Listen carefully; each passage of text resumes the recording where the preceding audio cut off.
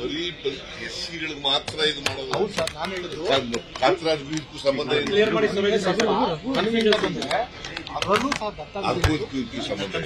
ಇದಕ್ಕೂ ಸಂಬಂಧನೇ ಇಲ್ಲ.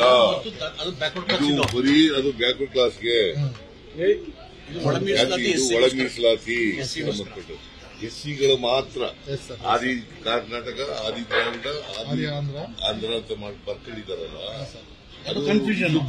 ಅವರು ಬರ್ಕೊಂಡಿದ್ದಾರೆ, ಇವರು ಬರ್ಕೊಂಡಿದ್ದಾರೆ. ಅದು ಗೊಂದಲ ಆಗಿತ್ತು ಸರ್. ಯಾವ ಸೆನ್ಸಸ್ ಯಾವ ಸರ್ವೆನಲ್ಲಿ ಕ್ಲಿಯರ್ ಆಗಿ ಹೇಳಿಲ್ಲ. ಹೇಳಿಲ್ಲ ನೋಡ್ರಿ.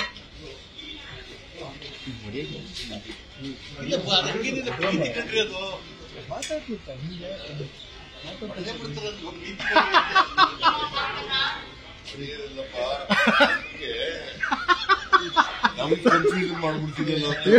ಇನ್ನು ಕನ್ಫ್ಯೂಸ್ ಮಾಡಕ್ಕಾಗ ಸರ್, ಕ್ಲಿಯರ್ ಆಗಿ ಹೇಳ್ಬಿಟ್ರಿ ಬಿಡಿ ಸರ್.